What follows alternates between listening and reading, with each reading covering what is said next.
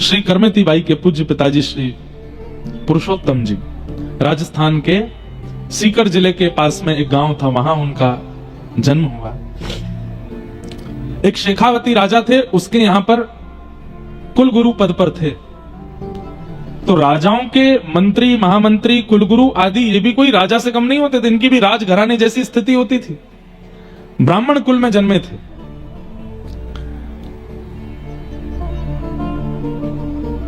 पैंतीस वर्ष निकल गए, विवाह को भी बहुत समय हो गया, लेकिन कोई संतान नहीं हुई। और संतान ना होने के कारण परिवार के लोगों ने बहुत कुछ कहना शुरू कर दिया। कोई कुछ कहता, कोई कुछ कहता। तो इन सबसे परेशान होकर के बोलने लगे, मैं क्या करूं? मैंने सब जगह प्रणाम करके देख लिया, सब प्रकार के क्रम करके देख लिए, लेकिन अब संतान नहीं है, तो इसमें मेरा क्या दोष है? तब किसी ने कहा, तुम्हारी कुल देवी तुमसे नाराज है, इसलिए तुम्हारे घर संतान नहीं हो रही। श्री पुरुषोत्तम जी बोले, मैं कुल देवी को भी प्रणाम करके आ चुका हूं, लेकिन वहां के प्रणाम से भी मुझ पर कोई प्रभाव नहीं हुआ, तो अब मैं क्या करूं? तो किसी ने कह दिया, बोले कि तुम जिद के साथ जाओ कि अगर देवी आपने मेरा ये काम नहीं करवाया तो मैं ऐसा कर दूंगा, जबकि ये नहीं होना चाहिए, गलत है। जब हमने ग्रंथ में भी ये भाव पढ़ा तो हमने ये बात पहले ही सोच ली थी कि हम सबको बता के चलेंगे कि ऐसा कभी नहीं करना चाहिए। आज के कलिकाल में तो, और विशेष रूप से एक बात बताएं, देवी के उपासक, शैव उपासक ऐसा कर सकते हैं, करते होंगे, पर प्रिया प्रियतम के उपासक ऐसा कभी नहीं करते कि हे प्रिया जी, हे श्री जी, अगर आपने ऐसा नहीं किया तो मैं ऐसा कर दूंगा। नहीं, एक बात बहुत ध्यान से सुनिएगा, हमारे श्री प्रिया प्रियतम वो किशोर हैं, नवल किशोर नवल नागरिया, नवल छोटे हैं, भले ही वो परमात्मा हैं, भले ही वो ईश्वर हैं, लेकिन आप बरसाना, वृंदावन, नंदगाम, ब्रज 84 कोस से संबंध रखते हो। तो आपकी प्रिया जी, आपके श्याम सुंदर नवल हैं, छोटे से हैं। तो जिस प्रकार छोटे बालक के सामने बहुत बड़ी बड़ी बातें नहीं की जाती, ऐसे उनके सामने भी नहीं करनी है। घर में कोई घटना हो जाती है, अरे कहां तक कहें, बड़े बुजुर्ग प्राण त्याग देते हैं कई बार घर में, तो छोटा बालक पूछता है, दादाजी को क्या हो गया? तो घर के लोग क्या कहते हैं? दादाजी सो रहे हैं। उसको ये नहीं कहते कि ये पधार गए या इनका शरीर नहीं रहा, ऐसे कहते हैं दादाजी सो रहे हैं, दादाजी को ताता हो गई है, दादाजी बीमार हो गए, अभी पिताजी लेके गए, वो ठीक होके आ जाएंगे। कई वर्षों तक वो बालक पूछता रहता, दादाजी कब के गए, आए क्यों नहीं?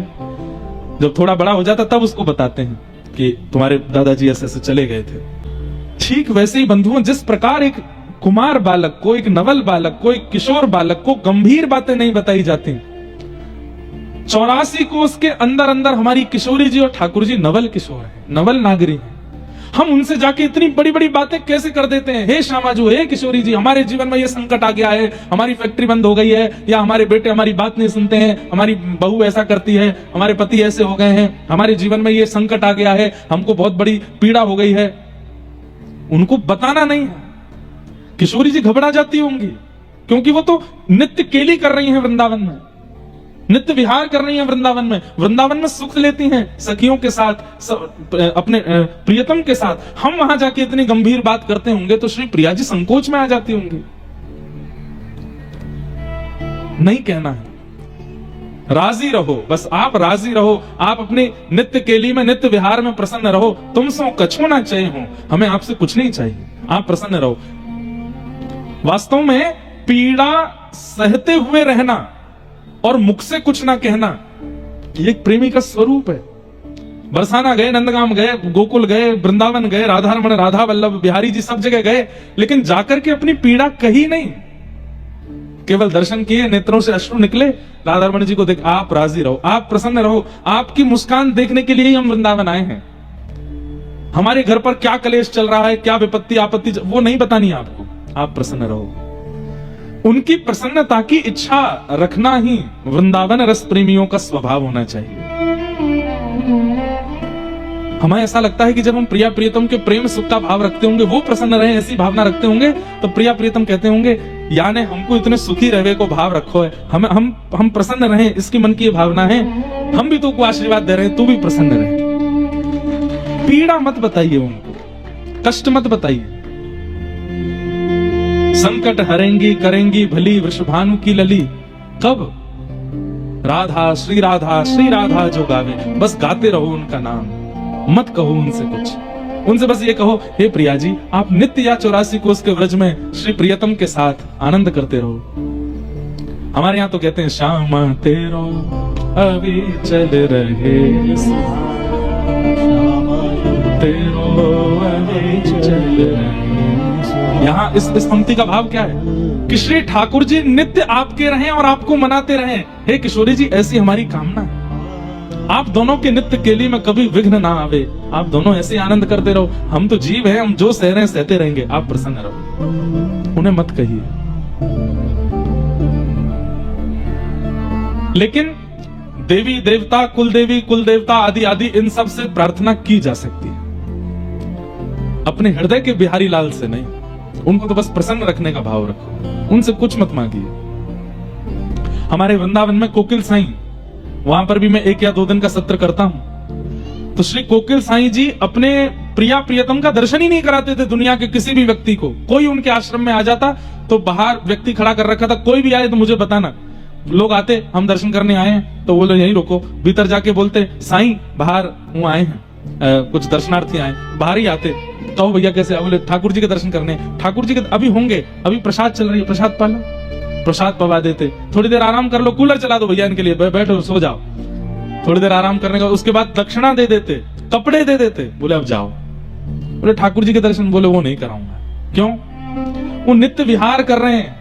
कहीं तेने भीतर जाए करके संसार की कोई वस्तु मांग ली तो प्रिया प्रियतम छोटे से बेचारे या संसार के भाव को देने में अपनी लीला को त्याग करेंगे, इसलिए ठाकुर जी का दर्शन नहीं कराऊंगा। बाहर से लौट जाओ, अपने ठाकुर जी का दर्शन नहीं, केवल संतों को दर्शन कराते थे, किसी भी संसारी व्यक्ति को अपने ठाकुर जी का दर्शन नहीं कराते थे।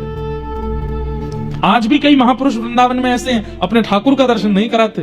क्यों? अरे भाई जीव का क्या, उसके मन में पता नहीं क्या चल रहा है, वो क्या मांग जाए इनसे, और ये अपनी नित्य लीला में है, कहीं अपनी लीला का त्याग करके उसको देने ना आ जाएं, इसलिए नहीं मांगे। पॉजिटिव होते हैं कई सारे भक्त अपने ठाकुर के लिए,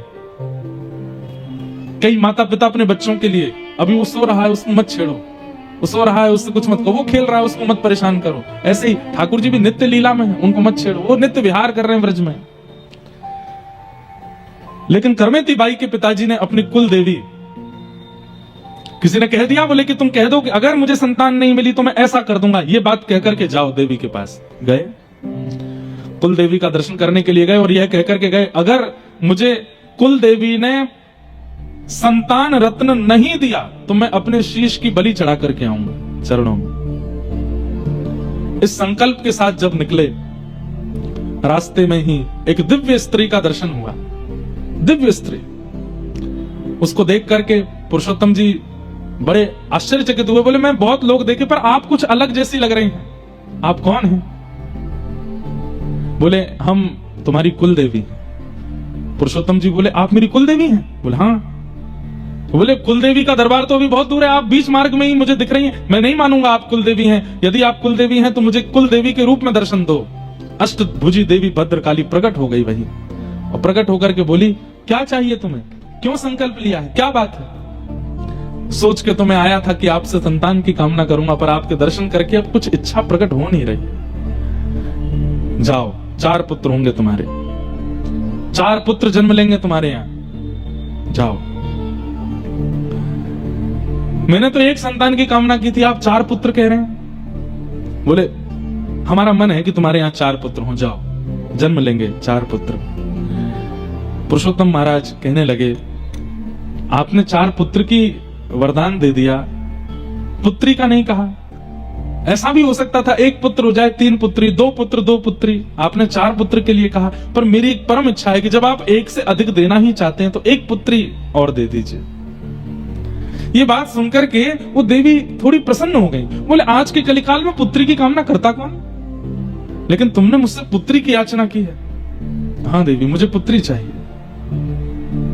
ठीक है, 4 पुत्र होंगे, वंशवर्धन करने वाले होंगे, धन वर्धन करने वाले होंगे, ऐश्वर्य वर्धन करने वाले होंगे, तुम्हारे कुल का उत्थान करने वाले होंगे, लेकिन 1 पुत्री होगी, परम भक्त होगी, और ऐसी भक्त होगी तुम्हारे पुत्रों के, तुम्हारे नाम से तुम्हारे पुत्र जाने जाएंगे, लेकिन ऐसी पुत्र जन्म लेगी कुल में जिसके नाम से तुम जाने जाओगे, जिसके नाम से पूरा कुल तुम्हारा जाना जाएगा। तुम्हारा पूरा सर्वस्व जाना जाएगा, ऐसी पुत्री तुम्हारे यहाँ जन्म लेगी।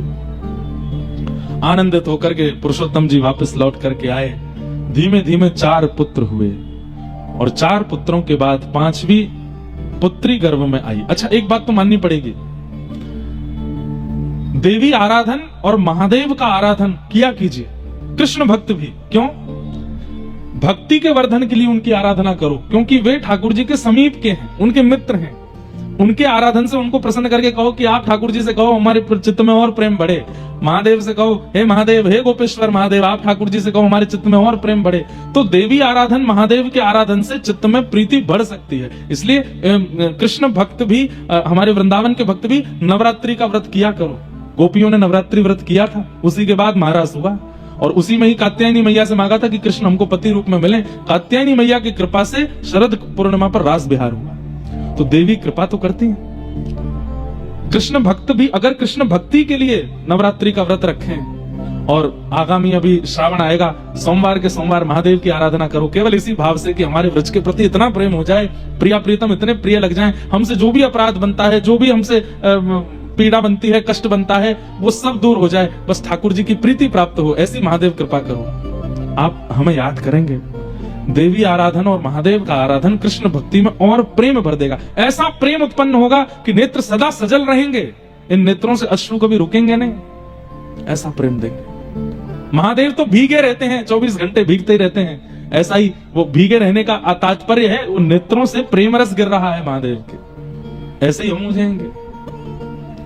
तो देवी आराधन और महादेव का आराधन कृष्ण भक्तों को भी करना चाहिए। उनकी पावन तिथि नवरात्रि, श्रावण, सोमवार आदि, इन सब पे महादेव देवी को प्रणाम करते रहो। हमारे गुरुदेव के प्रति, वृंदावन के प्रति, श्री जी के प्रति खूब प्रेम बढ़े है। महादेव ऐसी कृपा करो, वर्धन होगा। नरसिंह मेहता को महादेव लेकर के गए रास में। नरसिंह मेहता जी का चरित्र अभी अफ्रीका में कहा था, महादेव लेकर के गए नरसिंह मेहता जी को रास, महारास में, और दर्शन कराया ठाकुर जी का। तो देवी आराधन उचित तो है। 4 संतान के बाद पुरुषोत्तम जी की पत्नी को, ये मैंने लगभग सब भक्तों के चरित्र में देखा कि जिन मातृ गर्भ से भक्त जन्म लेते हैं, उन माताओं को वृंदावन की स्मृति गर्भ के समय होने लगती है। गर्भ काल में माताओं को जो अनुभव हो रहा है, समझ जाइए वैसे ही विचार वाला बालक है। अगर कुछ अनुभव नहीं हो रहा है तो जानबूझ करके जबरदस्ती अनुभव करने का प्रयास करो। वृंदावन का चिंतन करो, श्री यमुना जी का चिंतन करो, रजरानी का चिंतन करो, महारानी का चिंतन करो, भक्त कथाएं सुनो, सुंदर सुंदर लीलाएं सुनो, ठाकुर जी की लीलाएं सुनकर के सो, ताकि विचारों में भी वही आवे, उससे बालक पर असर पड़ेगा। करमेती बाई की मैया को, जो कभी वृंदावन गई नहीं है, उनको अच्छा हाँ, एक बात याद आई, जब देवी माँ ने कहा कि तुम्हारे घर एक दिव्य पुत्री जन्म लेगी, तो पुरुषोत्तम जी महाराज, जो कि कुल गुरु थे शेखावत राजा के, विद्वान तो थे, उन्होंने भागवत जी के पाठ का उसी दिन प्रण ले लिया कि अब मैं आद्योपांत भागवत जी का पाठ करूंगा अपने अंतिम समय तक। तो देवी कृपा और भागवत जी की कृपा, जब पत्नी गर्भवती हुई 5वीं संतान के लिए, तो वो भागवत जी का पाठ सुनाते थे। कहते हैं वो संस्कृत में रास पंचाध्यायी बोलते थे, लेकिन करमेती बाई की माता जी को संस्कृत समझ नहीं आती थी, लेकिन जैसे ही कहते थे, गोपी गीत का पाठ करने लगते थे, जयति तेदिकम जन्मना व्रजः श्रयत इंदिरा शश्वदत्रहि, तो करमेती बाई के मैया के नेत्रों से आंसू गिरने लगते थे। तो पुरुषोत्तम जी कहते, देवी तुम समझती हो मैं क्या बोलता हूँ? बोले मुझे समझ नहीं आता, पर जैसे ही आपने ये प्रसंग प्रारंभ किया है, अभी जो चल रहा है, पता नहीं ये कानों में जाकर के हृदय में बड़ी वेदना प्रकट करता है, एक बड़ी मीठी सी वेदना, मानो किसी की याद आ रही हो। किसकी आ रही है मुझे नहीं पता, पर किसी की याद आ रही है। कोई तो है जो मुझे बहुत स्मृति में आ रहा है। वो उनको नहीं, उनके गर्भ की लाली करमेती को याद आती थी, ठाकुर जी की। सही योग, सही समय, सही नक्षत्र बना और भक्तिमती श्री करमेती बाई का जन्म हुआ। आनंद उत्सव मना, राजा ने भी खूब उत्सव मनाया, हमारे कुल गुरु की पुत्री हुई है। उत्सव मना करके सब आनंदित हुए, सब उल्लसित हुए। करमेती बाई का जन्म, धीरे धीरे करमेती बाई बड़ी होने लगी। भाई तो चारों व्यापार में लगे हैं, आदि आदि चीजों में लगे हैं, लेकिन छोटी सी करमेती बाई केवल अपने मंदिर के ठाकुर जी की ओर देखती है। घुटमुन चल करके भी केवल वहीं जाती है। पिताजी जब भागवत जी का पाठ करने बैठते हैं तो सामने आके बैठ जाती है और बस अपने पिता के मुखमंडल को देखती रहती है। ऐसे लक्षणों से पिताजी को याद तो था कि कुलदेवी ने कहा था कि परम भक्त होगी। घर में कभी संत जन आते, घर में कभी महत पुरुष आते, तो करमेती बाई इतनी आनंदित हो जाती, इतनी प्रसन्न हो जाती, जैसे आजकल के बालक मामा के घर में आने से या बुआ के घर में आने से उछलने लगते हैं, ऐसी करमेती बाई नाचती पूरे घर में, छोटी सी, बड़ी खुश होती संतों के आगमन पर। हमारे अष्ट सखा एक जगह कहते हैं कि ठाकुर जी से आप प्रेम करते हो, ये एक बात है, दुनिया प्रेम करती है ठाकुर जी से, लेकिन ठाकुर जी जिससे प्रेम करते हैं उसका लक्षण क्या है? ठाकुर जी अगर किसी को चाहते हैं तो उस व्यक्ति का लक्षण क्या है? तो हमारे अष्ट सखाओं में श्री कृष्ण दास या गोविंद दास जी का पद अभी गाएंगे तो याद आ जाएगा। वो क्या कहते हैं? बोले ठाकुर जी जिससे प्रेम करते हैं उसको संतों से प्रीति सहज होती है। कैसी सहज प्रीति? नाम नहीं जानते, पहले कभी देखा नहीं, केवल माथे पर तिलक दिख गया, गले में कंठी माला दिख गई है, धोती दिख गई है, अगर जटा धारण करते हैं तो संत की जटा दिख गई है, किसी ना किसी रूप में ये व्रज के संबंधी हैं, ठाकुर जी के संबंधी, ये पता चल गया, देखते ही मन प्रसन्न हो जाए, उनसे मिलने का मन करे, उनके पास जाके बैठने का मन करे, उनको देखते ही प्रसन्नता चित्त में प्रकट होने लग जाए, हरि जनों को देख करके आनंद चित्त में उमड़े, तो समझो हरि आपसे प्रेम करते हैं, आपसे हरि का प्रेम है। राधा रमण जी को देख करके तो सब जय जयकार कर देते हैं, पर हरि जनों को देख करके जो प्रसन्न हो जाए, हरि जनों को देख करके जिसके नेत्र सजल हो जाएं, हरि जनों को देख करके जिसके चित्त में अति आनंद बढ़ जाए, समझो ठाकुर जी उससे प्रेम करते हैं। तब अपनों करी जाने गिरधर, तब अपनों करी जाने गिरधर, जब अपनों करी जब अपनों, कब जाने कि गिरधर ने हमें अपना लिया।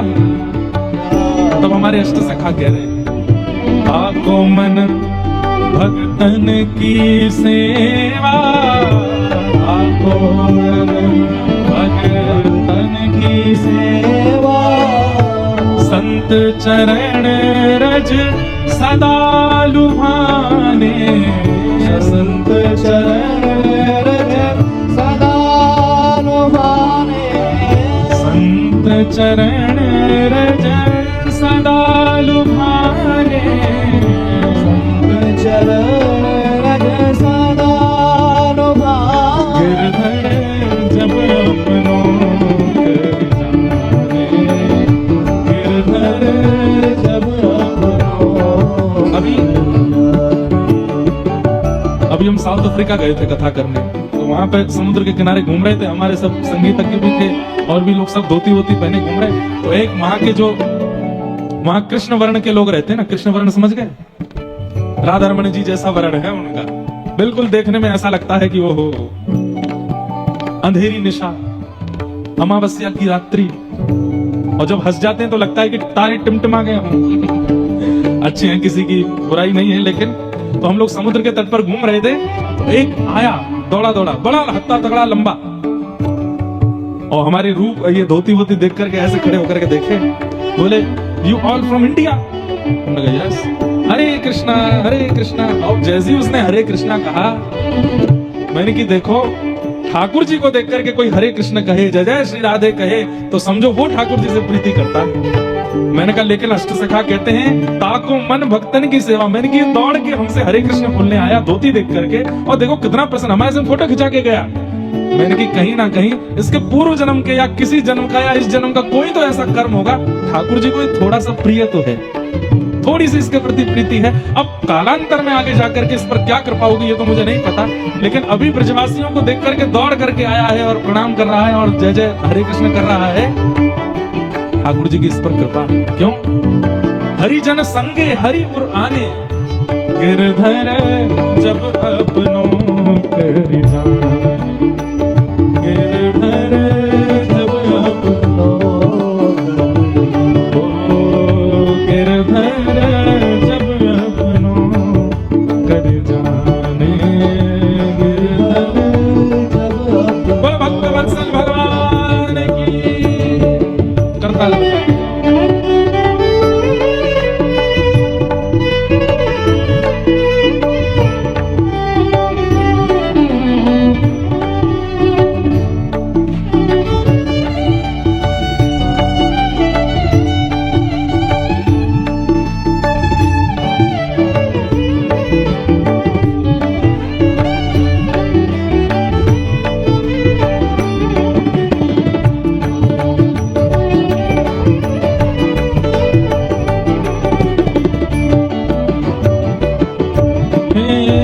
भगतन में मति भगतन में गति, भगतन में मति भगतन में गति, भगतन में मति भगतन में गति, भगतन में मति भगतन में। और हरिजन हरि एक कर माने, हरिजन हरि एक कर माने। घर पर कोई संत आवे, कोई ब्रजवासी आवे, कोई ब्राह्मण आवे तो उसके प्रति कोई और भावना नहीं, हरि ही आए हैं ऐसी भावना रखता हूं। कृष्ण दास मन वचन कर्म करी, कृष्ण दास मन कृष्ण दास मन वचन कर्म करी, कृष्ण दास मन वचन कर्म करी। हरिजन संगे हरिपुर आने, हरिजन संगे हरिपुर आने, जब अपनों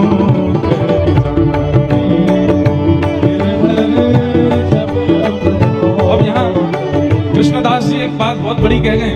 अभी आपने कथा में सुन लिया, मैंने आपसे कह दिया कि हरिजनों से जिसका प्रेम है ठाकुर जी का उससे प्रेम है। तो हो सकता है बनावटी रूप में आप अभी कल से करना शुरू कर दो। कोई भक्त दिख गया, कोई ब्रजवासी दिख गया, कोई तिलकधारी दिखा, कोई धोती वाला दिखा, कोई जटा वाला दिखा, किसी भी रूप में भगवत प्रेमी कोई दिखा तो आप उसका सम्मान करने लगे क्योंकि आप कथा में सुन के गए।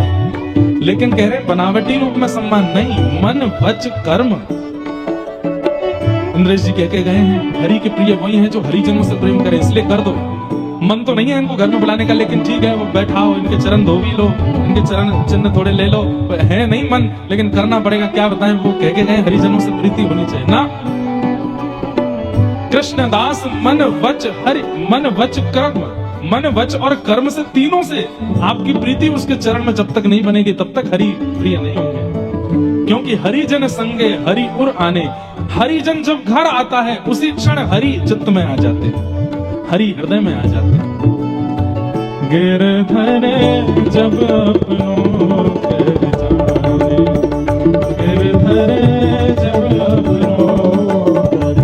आज के दिवस की मैं, आज के दिवस की मैं, आज के दिवस की मैं, आज के दिवस की मैं जाऊं बलिहारा, मेरे घर आया राजा राम जी का प्यारा, मेरे घर आया राजा। रैदास जी कह रहे हैं जिस दिन कोई हरिजन घर आ जाए, जिस दिन कोई हरिभक्त आ जाए, जिस दिन कोई ब्रजवासी घर आ जावे, ठाकुर जी का प्रेमी जिस दिन घर आ जावे, उस दिन तो उस दिन की बलिहारी जाओ, कैलेंडर में जाके उस दिन को नोट कर लो और जब जब वो वर्ष में वो दिन आवे उस दिन कुछ ना कुछ करो। इस वर्ष में इस दिन हमारे यहाँ वे आए थे। आज के दिवस की मैं, आज के दिवस की मैं, आज के दिवस की मैं, आज के दिवस की हो जाऊं बलिहारा, मेरे घर आया राजा राम जी का प्यारा, मेरे घर आया राजा राम हो, मेरे घर आया राधा श्याम जी का प्यारा, मेरे घर आया राधा श्याम। करमेती बाई नाचने लगती हैं जैसे कोई संत आते हैं, साधु घर आते हैं। करूं आरती सर्वस ही लुटाऊं, करूं आरती सर्वस्व लुटाऊं, तन मन जोवन इन पे वारूं, तन मन जोवन इन पे वारूं, हाँ तन मन सर्वस इन पे वारूं, तन मन। ऐसा प्रेम होना होता नहीं आज, लेकिन हमने देखा जब हम आए, हम तो देखते हैं जहां भी जाते। आज जैसे मैं आया तो जिस घर में हम रुके, एक बूढ़ी सी माता जी ऐसे नृत्य कर रही थी, कोई भजन नहीं, कोई कीर्तन, बस राधा नाम पे कीर्तन कर रही थी, बार बार बलियां ले रही थी, इतनी प्रसन्न हो रही थी। और उनकी प्रसन्नता देख करके मन में आ रहा था अभी अभी आया, करमेती बाई ऐसे ही नाचती थी, नृत्य करती थी।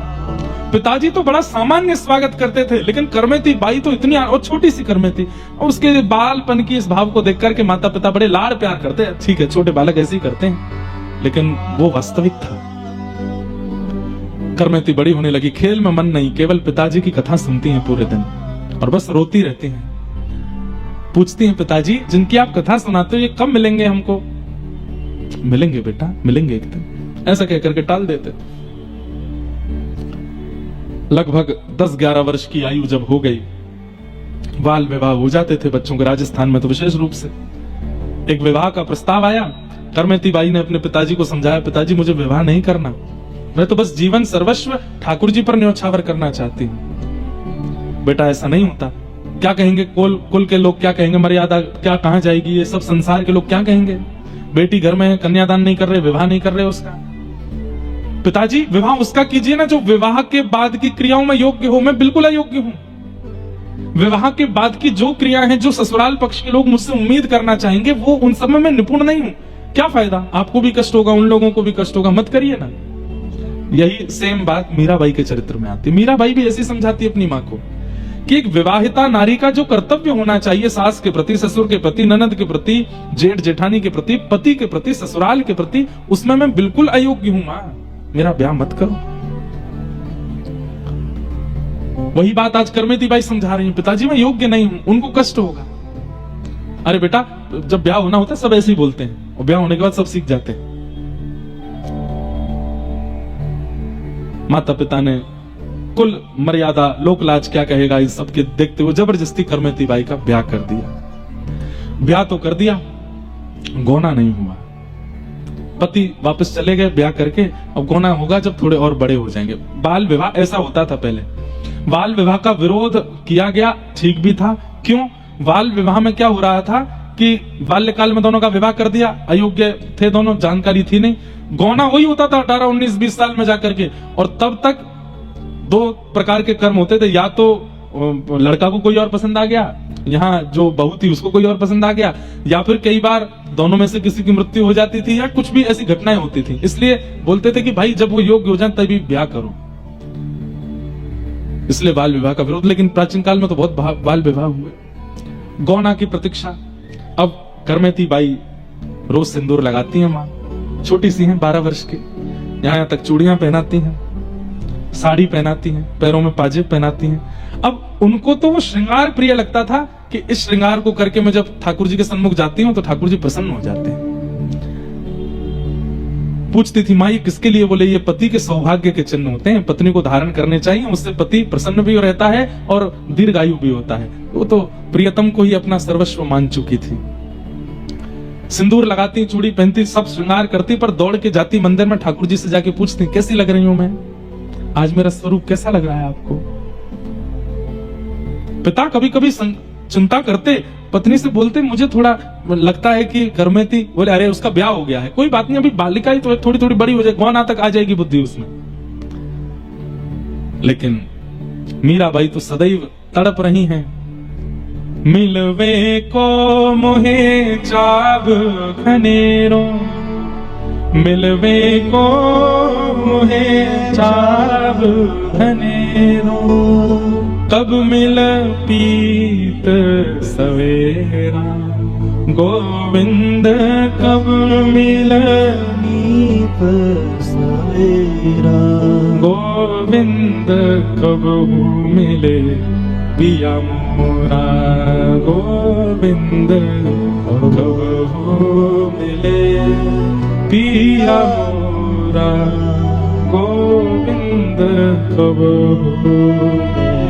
कहती हैं, बात करती हैं अपने ठाकुर जी से, कब मिलोगे आप मुझे, कब मुझे मिलोगे, मेरे ऊपर कृपा कब करोगे, कब तक ऐसे मूर्ति बने खड़े रहोगे, अब तो मेरी धीरे धीरे उम्र बढ़ती जा रही है, कब मिलोगे आप मुझे? बस यही कहकर के रोती रहती हैं। व्याकुल प्राण धरत नहीं धीरज, व्याकुल प्राण धरत नहीं धीरज, कब देखूं मुख तोरा, गोविंद कब देखूं मुख मीराबाई का पद है, बहुत प्यारा पद है। मीराबाई के पद इतने अद्भुत हैं, अगर हमको कोई कह दे ना, हम सालों साल मीरा चरित्र ही कहते हैं, इतना सुंदर है। मीराबाई की रचना लेखनी बताती है कि उनका प्रेम कैसा है, अद्भुत है। मीरा के प्रभु गिरधर नागर, मीरा के प्रभु गिरधर नागर, ताप तपन बहु तोरा, गोविंद ताप तपन बहु तोरा, गोविंद कबहू मेरे पिया मोरा।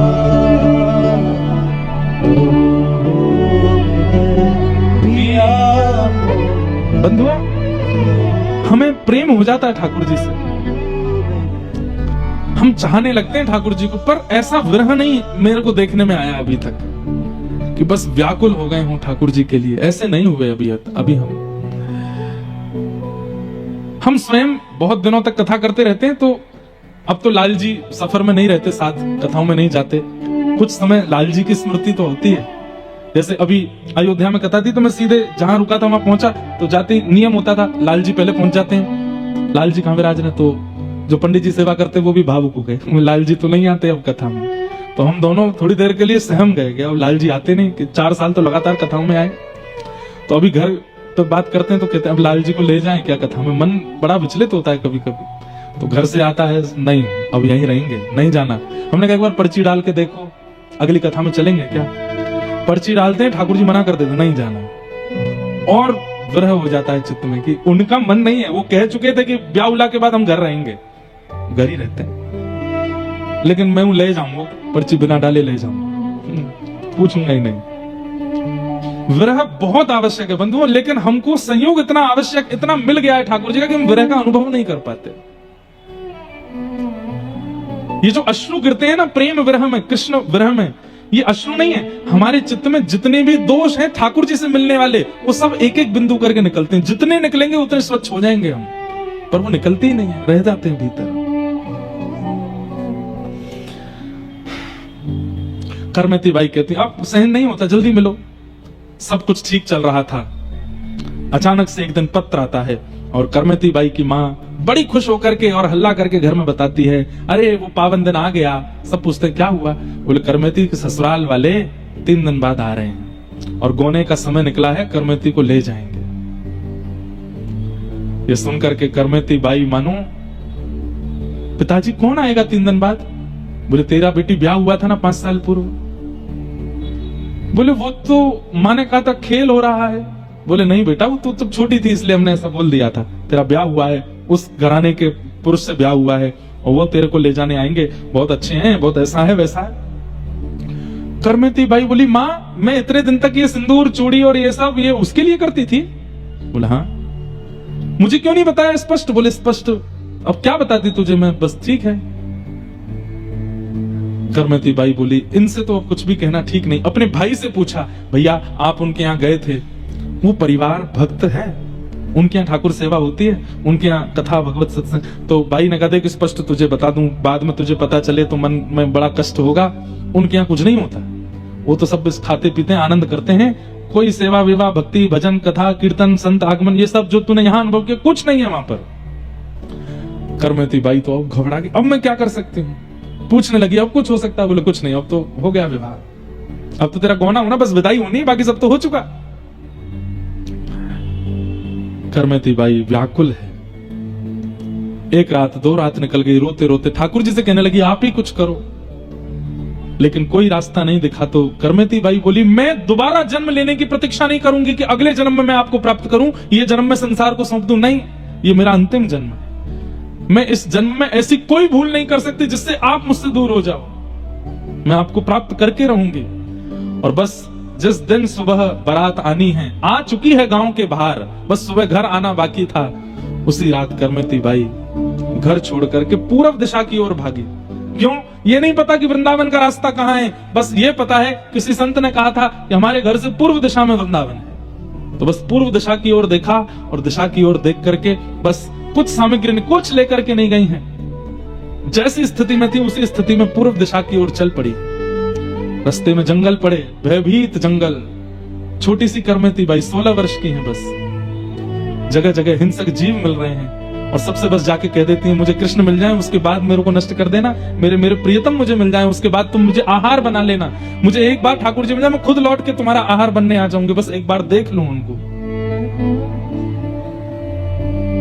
सुबह का समय हुआ, बारात आई, करमेती को कक्ष में खोजने गए, नहीं मिली। रसोई में खोजा, बाहर ढूंढा, पीछे ढूंढा, गांव में ढूंढा, सब जगह ढूंढ लिया, लेकिन करमेती नहीं मिली। माता पिता, सुबह से शाम हो गई, बारात बैठी, कहां है बहू? बस अभी मिल जाएगी, अभी मिल, ऐसे करके 2 दिन तक बारात को रोक के रखा। अंत में बताना पड़ा कि करमेती मिल नहीं रही है।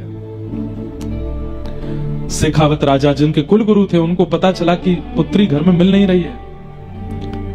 पिता ने कहा मुझे एक ही संशय है। बोले कहा वो वृंदावन गई होगी। वो श्याम सुंदर से बहुत प्रेम करती, पर हमें लगता था ये उसका बालपन है, हम थोड़ी जानते थे कि वो इतनी तन मन धन से न्यौछावर हो चुकी है। हे राजन, आप रक्षा कीजिए, मेरी पुत्री ढूंढिए। सेना लगा दी, बोले ढूंढो।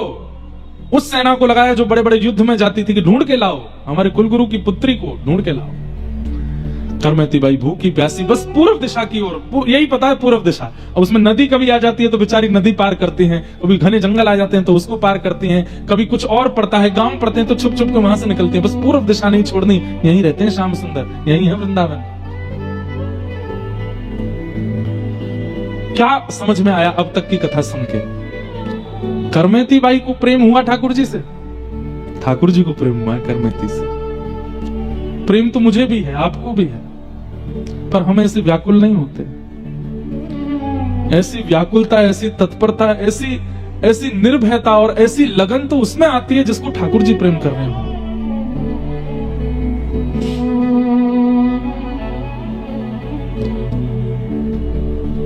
आवाज आ रही है, रात्रि का समय, घोड़ों पर सैनिक चिल्ला रहे हैं, करमेती को ढूंढो। उसका ऐसा रूप रंग है, माँ ने बताया था, लाल वस्त्र पहन करके है, गले में सोने के आभूषण पहने हैं आदि, ऐसा हल्ला मचा रहे थे सब जगह। करमेती बाई ने जैसे देखा ये मुझे अब ले जाएंगे पकड़ करके। रेगिस्तान था, वहीं पर एक 3 दिन पुराना ऊंट मरा पड़ा था। गीदड़ और कुछ हिंसक जीव उसके भीतर पेट की सब सामग्री खा चुके थे। भयंकर दुर्गंध आ रही थी उसमें से। करमेती बाई ने सोचा मैं कहीं भी छुपूंगी, ये सब ढूंढ लेंगे मुझे और मुझे वृंदावन नहीं जाने देंगे। एक ही उपाय है, ये विशाल ऊंट का कंकाल पड़ा है, इसके अंदर छुप जाती। जब समीप गई तो ग्रंथ में लिखा है कि करमेती बाई को 2 बार बमन की इच्छा हुई, इतनी दुर्गंध थी कि सह नहीं पा रही। 3 दिन से भूखी है, अन्न भी नहीं खाया, और जब उसके पास गई तो इतनी दुर्गंध थी कि वहां खड़ी नहीं हो पा रही थी। लेकिन मन में विचार करती हैं, संसार अगर आज करमेती तूने इस दुर्गंध को नहीं सहा तो ये पकड़ के ले जाएंगे और जीवन के अंतिम श्वास तक संसार के विषय की दुर्गंध सूंघनी पड़ेगी। वो जीवन भर की विषय की दुर्गंध सूंघने से अच्छा है कुछ समय की इस ऊंट की दुर्गंध को सह ले करमेती, प्रियतम मिल जाएंगे।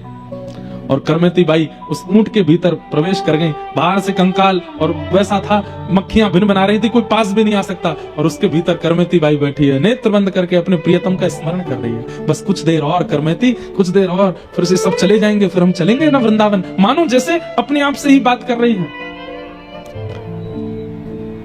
सैनिक जन आसपास आए, मरे हुए ऊंट को देख करके मक्खियां भिन बना रही हैं, दुर्गंध के कारण सैनिक ही घबरा गए, मुंह बंद, अरे जल्दी निकलो यहां से, निकलो भैया, यहां कैसे रुक सकते हैं। और 2 दिन तक करमेती बाई उस ऊंट के कंकाल में ही रही भीतर। ये मानव रह सकता है? नहीं रह सकता। ठाकुर जी जिसको बुला रहे हैं वो रह लेगा, वो कैसी भी व्यवस्था में रह लेगा।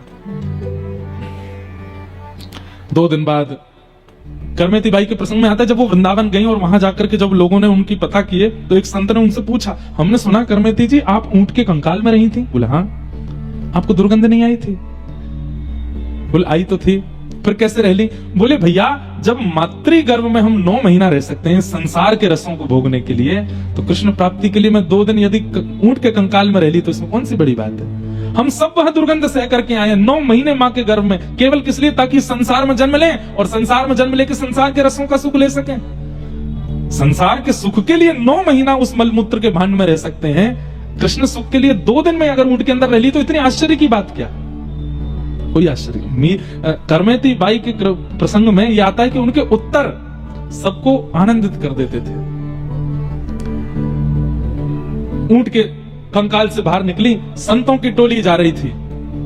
करमेती बाई बोली ये निश्चित वृंदावन जा रहे होंगे, मैं इनके साथ हो लेती हूँ। दौड़ी दौड़ी करमेती बाई गई और संतों से बोली आप लोग कहाँ जा रहे हैं? बोले हम लोग अभी वृंदावन जा रहे हैं। बोले मुझे भी ले चलो। संत जन बोले तुम में से बहुत दुर्गंध आ रही है, कहां से आई हो? बोले ये दुर्गंध तो क्षणिक है, अभी चली जाएगी।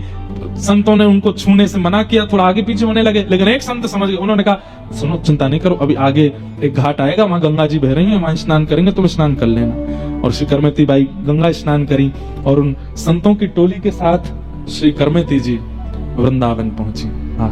वृंदावन साचो धन भैया। जैसे ही वृंदावन की ओर पहुंची हैं, यही कई मानो ऐसा लगता है कि एक जैसा ही स्वरूप मीराबाई और करमेती जी का है। जैसे मीराबाई जब पहली बार वृंदावन गई तो वृंदावन समीप आ रहा है, ये जैसे ही खबर सुनती कि अब वृंदावन इतने किलोमीटर रह गया तो मीराबाई को मूर्छा आ जाती थी, वृंदावन आने वाला है।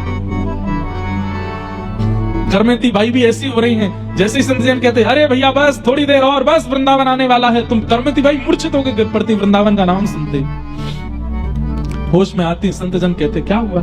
मेरे प्रियतम रहते हैं वहां पर। रूप स्वरूप श्रृंगार देख करके संतों को ऐसा लगता कि शायद ब्याह हुआ होगा वहां पर, अपने पति से मिलने के लिए जा रही है। लेकिन सोचते भी थे कि अकेली क्यों जा रही है, इसके साथ कोई है क्यों नहीं? बोले अब हमें क्या सोचना, चल रही है तो चलने दो। करमेती बाई वृंदावन पहुंची और जब वृंदावन पहुंची, यमुना जी में स्नान किया, अपने वस्त्र, अपने श्रृंगार, जो कुछ भी था सब त्याग दिया। बंधुओं, सुनने में थोड़ी अटपटी बात है, पर श्री करमेती बाई जी केवल पत्र पहन करके रहती थी, पत्ते, वट के बड़े बड़े पत्तों को धारण करके रखती थी, कोई वस्त्र नहीं पहनती थी। यमुना जी का जल पीती थी और व्रजरज खा करके अपना पेट भरती थी।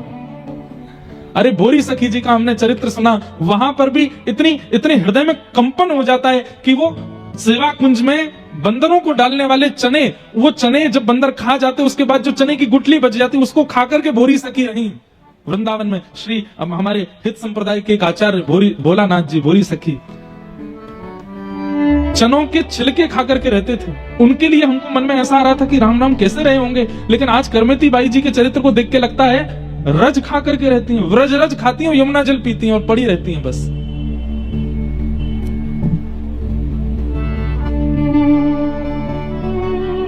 किशोरी तोरे चरणन की रज बैठी रहूं कुलजन के कोने, श्याम राधिका गाऊं, श्याम राधिका गाऊं, किशोरी तोरे चरणन की रज, किशोरी तोरे चरणन की जारज को ब्रह्मादिक तरसत, जारज को ब्रह्मादिक तरसत, सोरज शीश चढ़ाऊं, सोरज शीश चढ़ाऊं, व्यास स्वामिनी की छवि निरखत, व्यास स्वामिनी की छवि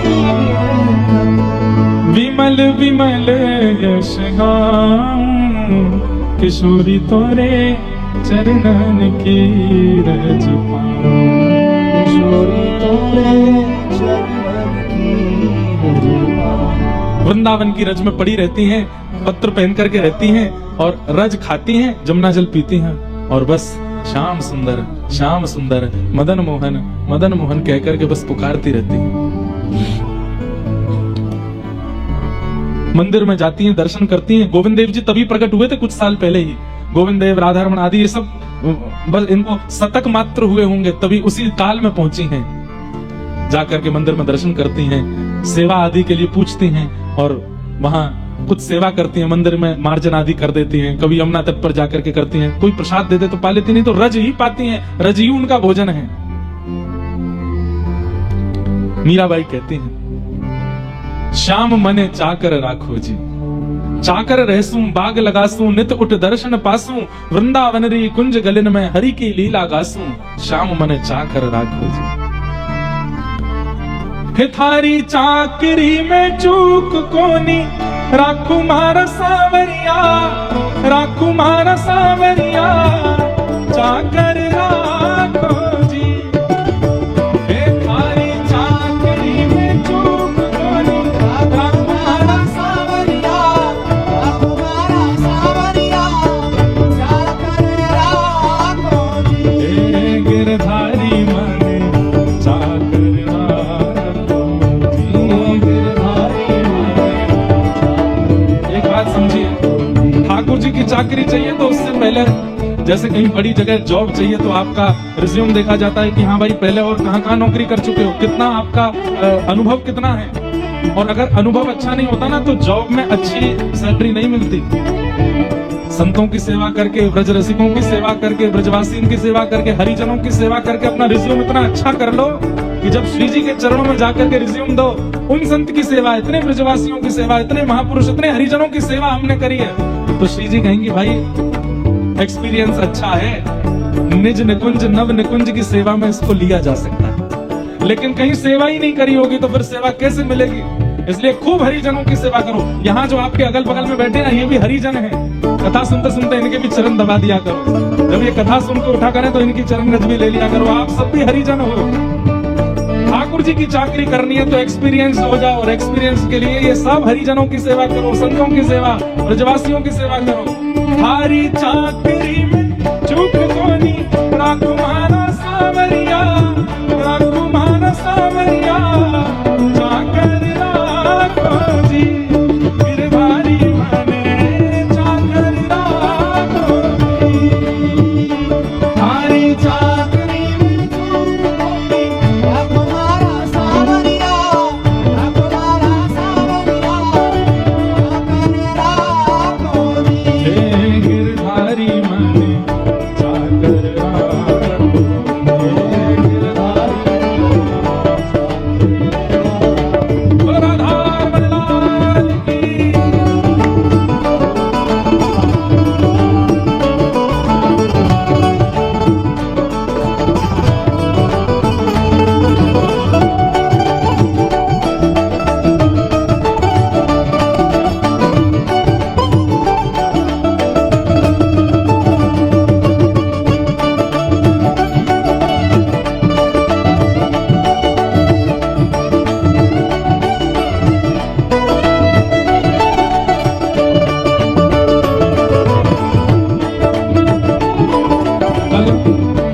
जानकारी ले लीजिए कि कल 10 अप्रैल को मतलब कल प्रातः 5:15 बजे प्रभाती नगर कीर्तन होगा। पूरे हांसी में नगर कीर्तन होगा और तीर्थ स्थान मंदिर श्री लक्ष्मण चौतरा से प्रारंभ होकर मुख्य मार्गों से श्री राधा नाम लेते हुए बेसहारा गौशाला बरसी गेट पर विश्राम होगा। श्री माधव बाबा जी के साथ सभी भक्त प्रेम से पधारें। कल सुबह भाव सेवा श्री साक्षी जी की होगी। आप सब लोग 5:15 बजे से नगर कीर्तन में सम्मिलित होइएगा और भुजा उठा के गाइएगा, हे